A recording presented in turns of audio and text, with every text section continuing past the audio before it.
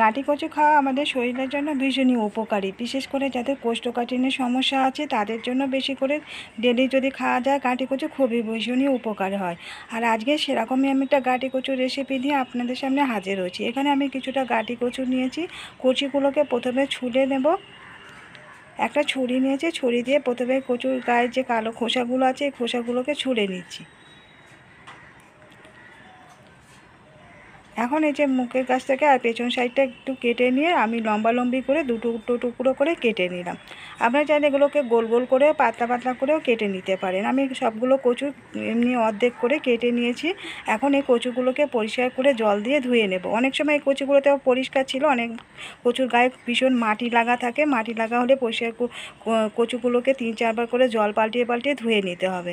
আর এখানে আমি নিয়েছি চা চামচের 5 চামচ টক দই। এর মধ্যে দিয়ে দিলাম হাফ চা চামচ হলুদের গুঁড়ো আর লঙ্কার গুঁড়ো দিয়ে দিচ্ছি 1 চা চামচ, ধনের গুঁড়ো দিয়ে দিলাম হাফ চা চামচ, জিরের গুঁড়ো দিয়ে দিচ্ছি হাফ চা চামচ আর চিনি দিয়ে দিলাম হাফ চা চামচ। এই সমস্ত মশলাগুলোকে দিয়ে টক দইটাকে প্রথমে ভালো করে ফেটিয়ে নিচ্ছি।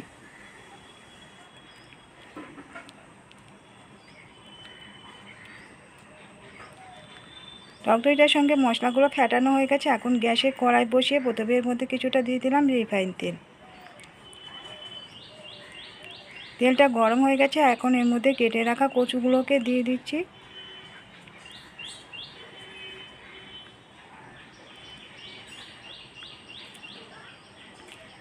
কচুগুলোকে একটু নাড়াচাড়া করে আমি ভাজা করে নেব। এর মধ্যে দিয়ে দিচ্ছি নুন হাফ চা চামচ আর সামান্য একটু হলুদের গুঁড়ো দিয়ে দিলাম। যেহেতু আমি টক দইয়ের মধ্যে হলুদের গুঁড়ো মাখিয়ে রেখেছি সেই জন্য এর মধ্যে বেশি হলুদ দিলাম না, অল্প একটু হলুদ দিয়ে আর নুনটা দিয়ে এই কচুগুলোকে প্রথমে একটু লালচে রং করে ভাজা করে নেব।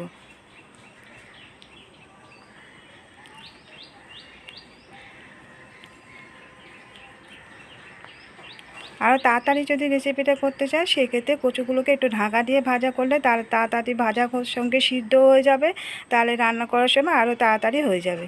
এখন এই কচুগুলো ভাজা হয়ে গেছে, আমি তুলে নিয়েছি। ওই কড়াইয়ের মধ্যে আরও দিয়ে দিলাম একটু সর্ষের তেল আর দিয়ে দিচ্ছি হাফ চা চামচ সাদা জিরে ফোড়ন।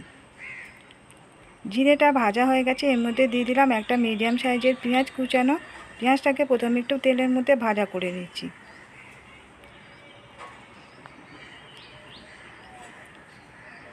পেঁয়াজটা একটু লালচে রং করে ভাজা হয়ে গেছে, এর মধ্যে দিয়ে দিলাম আদা বাটা হাফ চা চামচ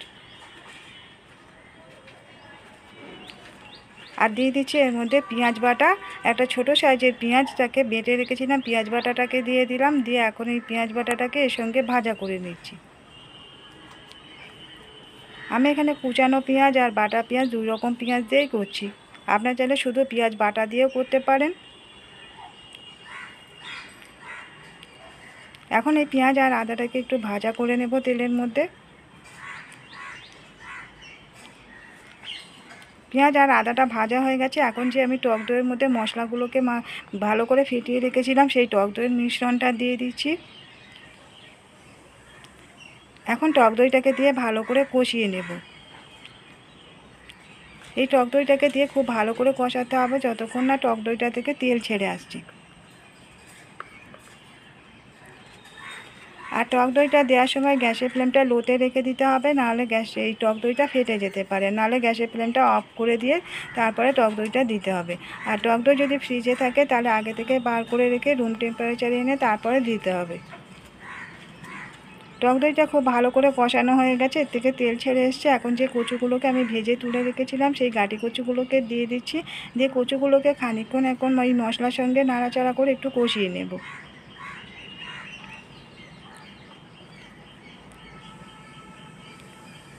এখন এই যে বাটিটার মধ্যে আমি টক দইটা ফেটিয়েছিলাম ওই বাটিটা ধুয়ে অল্প একটু জল দিয়ে দিলাম।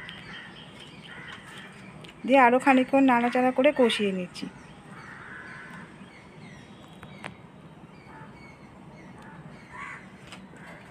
এরকমভাবে গাঁটি কচু চিংড়ি মাছ দিয়ে রান্না করলে কিন্তু খেতে খুব ভালো লাগে। চিংড়ি মাছ দিয়ে কীভাবে রান্না করবে সেই রেসিপিটাও আমাদের চ্যানেলে দেওয়া আছে, ওটা যদি বানাতে চাইলে আমাদের চ্যানেলে দেখে নিতে পারেন।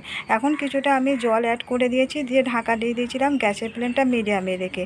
কিছুক্ষণ বাদে ঢাকাটাকে খুলে একবার নেড়ে দিলাম। এর মধ্যে দিয়ে দিচ্ছি আমি একটু নুন। আমি অল্প নুন দিয়েছিলাম, নুনটা কম হয়েছিল, আবার একটু নুন দিয়ে দিলাম। আর দিয়ে দিচ্ছি গরম মশলার গুঁড়ো 1/4 টিস্পুন। নুন আর গরম মশলাটাকে দিয়ে এখন ভালো করে একটু মিশিয়ে দিচ্ছি। আবারও ঢাকা দিয়ে দেবো, কচুটা একটু বাকি আছে সিদ্ধ হতে, এই জন্য ঢাকা চাপা দিয়ে দিয়েছিলাম। ঢাকাটাকে দিয়ে আবারও খানিকক্ষণ বাদে ঢাকাটাকে খুলে একবার নাড়াচাড়া করে দেখে দিচ্ছি।